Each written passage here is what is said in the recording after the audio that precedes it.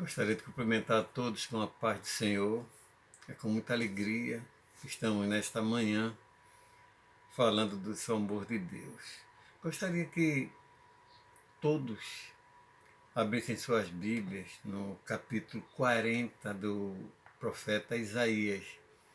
Iremos meditar acerca de alguns versículos. Antes, porém, vamos ler os versículos 30 e 31 do capítulo 40 de Isaías. Diz o seguinte: os jovens se cansam e se fatigam, e os moços se exaustos caem. Mas os que esperam no Senhor renovam as suas forças. Sobem como ásias, como águias. Correm e não se cansam. Caminham e não se fatigam. Um texto muito apreciado no nosso meio. Mas eu fico imaginando, por que o Senhor finaliza o capítulo 40 dessa forma? Existe uma pergunta. Às vezes a gente crê na palavra de Deus, mas não imagina o fundamento dela. E Deus, nesse capítulo 40 de Isaías, Ele quer nos dar, Ele está querendo trazer para esse texto um esclarecimento maior. Ele começa a fundamentar as bases dessa promessa dele. E por causa de uma dúvida que Israel tinha, né, dentro do contexto aqui, Israel estava num exílio ainda, mas o Senhor começa a fazer um comparativo. Ele começa a trazer na sua linguagem que nos capacita a fazer uma ideia de quem Ele é. E Ele começa a se mostrar o Deus que Ele é, a partir do versículo 12. Ele começa a falar assim: quem na concha de sua mão mediu as águas e tomou a medida dos céus a palmos? Quem recolheu na terça parte de um efa o pó da terra e pesou os montes em romana e os outeiros em balança de precisão? Ele começa a mostrar quem é que faz essa promessa ao cansado. Ele começa a trazer assim, você já imaginou? Ele diz: quem mediu todas as águas? Você imagine, olhe para a concha da sua mão. Imagine ali os oceanos, o Oceano Pacífico, o Atlântico, o Índico. O planeta Terra, ele tem 1/3 de água. E o Senhor está dizendo aqui: quem mediu essas águas? Eu tenho elas na concha da minha mão. Ele começa a se descrever de uma forma que a gente possa imaginar o Deus em quem confiamos.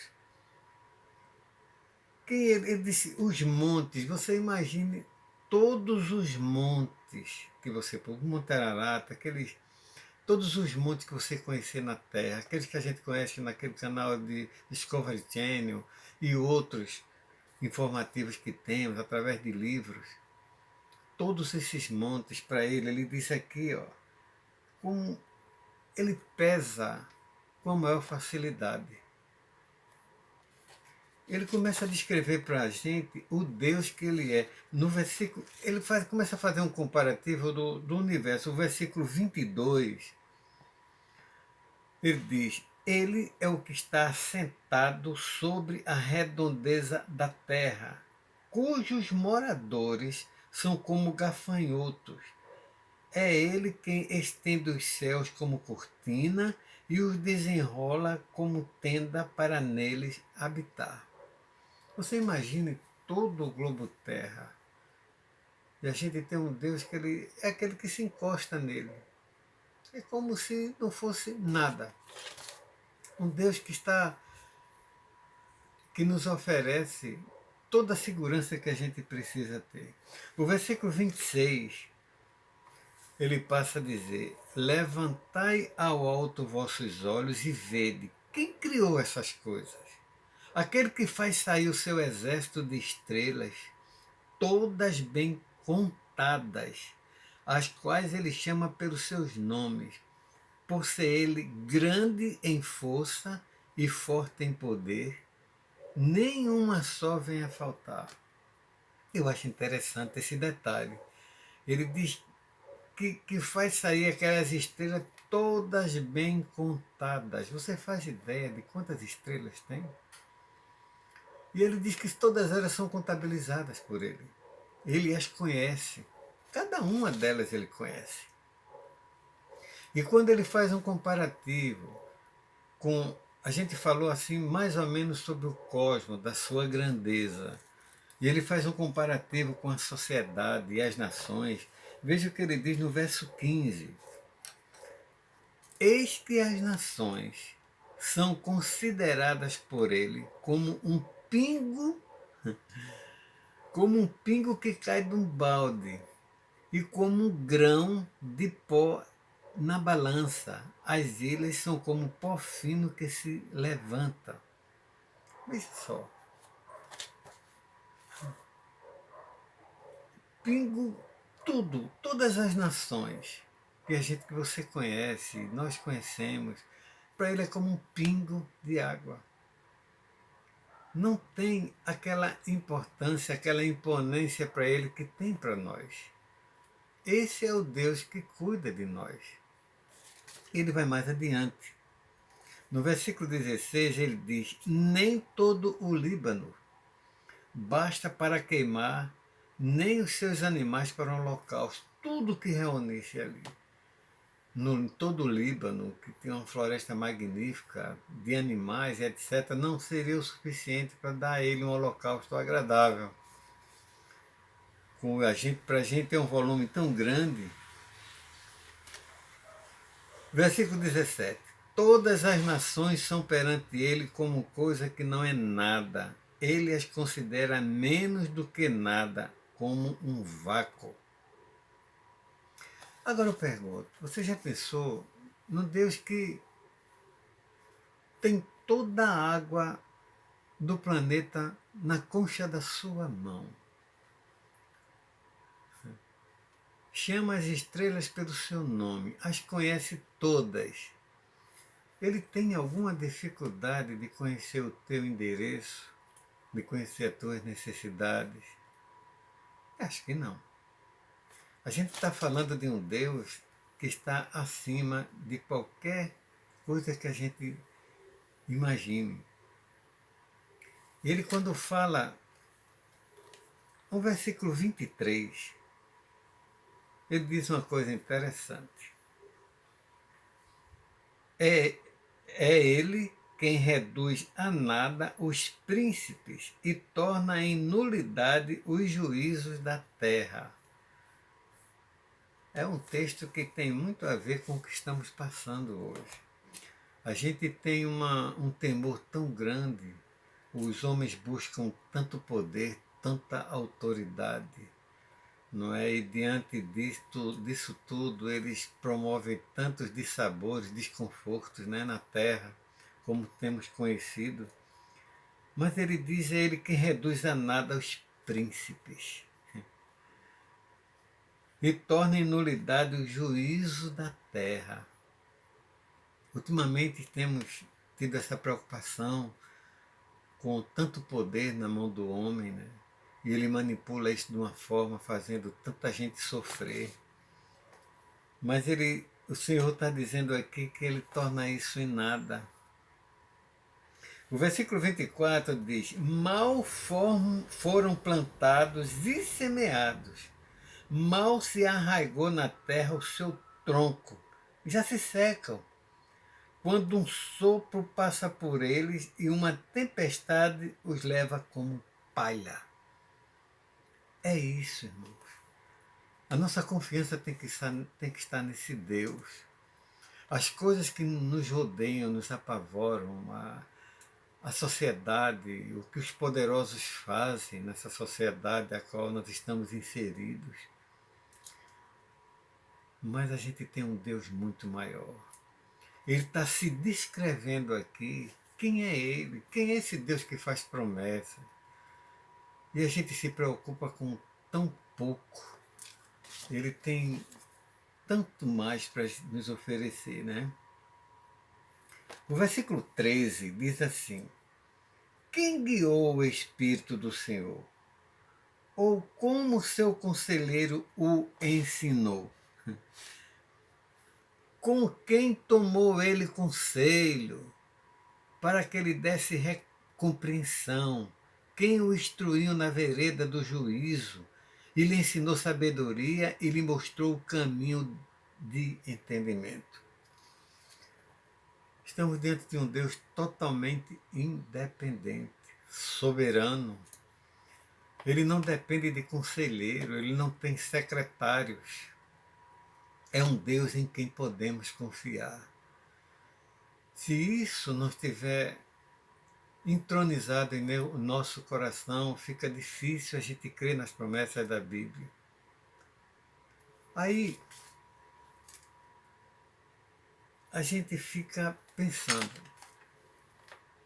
É quando a gente volta para o texto que é tão mencionado em Isaías. É quando ele diz assim no versículo 28 em diante: não sabes, não ouviste que o eterno Deus, o Senhor, o Criador dos fins da terra, nem se cansa, nem se fatiga, não se pode esquadrinhar o seu entendimento, faz forte o cansado e multiplica a força dos que não têm nenhum vigor. Os jovens se cansam e se fatigam, e os moços se exaustam caem. Mas os que esperam no Senhor renovam suas forças, sobem com asas como águias, correm e não se cansam, caminham e não se fatigam. Glória a Deus. Esse é o Deus que faz essa promessa, o Deus que se descreve nesses versículos que nós lemos, com sua grandeza. Ele nos leva para uma dimensão para a gente ter uma ideia de quem é que está fazendo essa promessa. Acho interessante que ele diz: olha, eu não vou te fortalecer, eu não vou colocar mais força em você, eu vou usar a força que você tem, eu vou potencializar aquilo que você tem. Isso começa a nos dizer que a gente não pode andar sozinho. Quando ele diz assim, ó, os jovens se cansam, se fatigam, os moços de exaustos caem. A gente tem visto, eu tenho visto durante a minha vida, tantas pessoas que achavam que o seu potencial iam levar mais longe na independência de Deus. Ele está dizendo aí que na sua força você vai cair.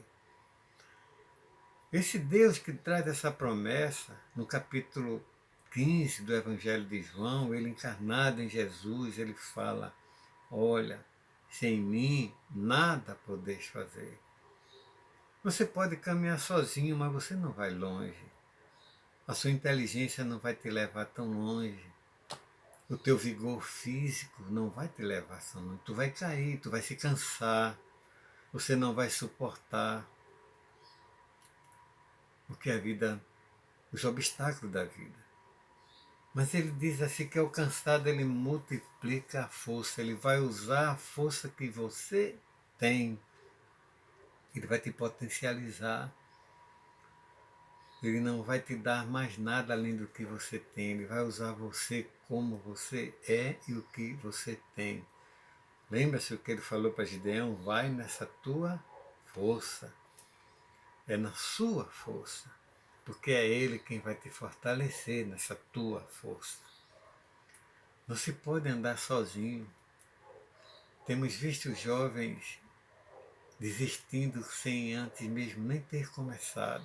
Jovens que se suicidam, jovens que entram em depressão.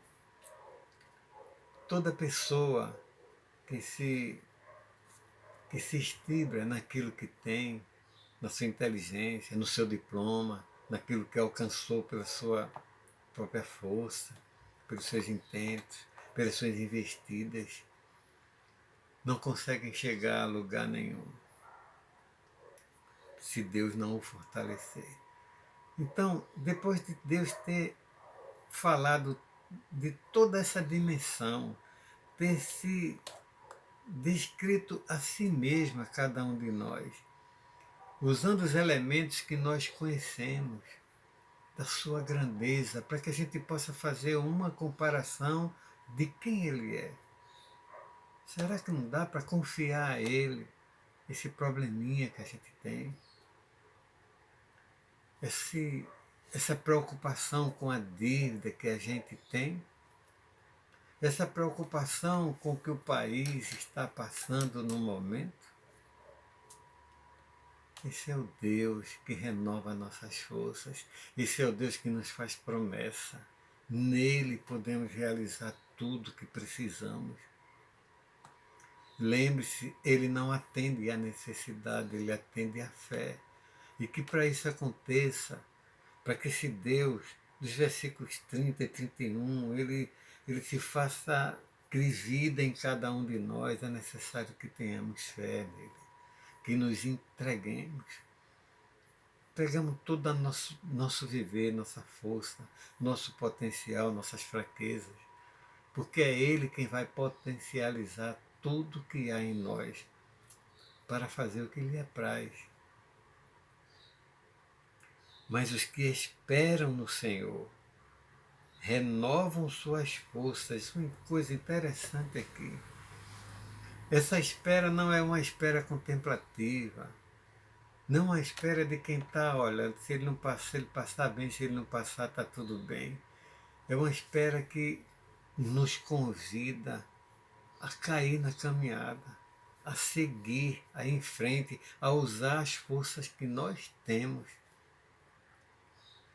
Porque Ele espera que cada um de nós se mova naquilo que crê, vá ao encontro daquilo que Ele nos propõe. Então, olha, Ele fala, sobem como asas, como águias, correm e não se cansam, caminham e não se fatigam. Ele não está falando de um Cooper, mas de uma vida existencial, de uma vida que se lança à proposta que ele tem, que acredita em suas promessas e segue em frente apesar dos obstáculos. Enfim, irmãos, esse é o Deus em quem cremos. Esse é o Deus que foi revelado através do nosso Senhor Jesus Cristo, que é o próprio Deus encarnado. É o Deus que nos ensina a esperar nele. É o Deus que nos ensina a crer nele. E é nesse Deus que nós devemos esperar. Que Deus abençoe a todos. Amém.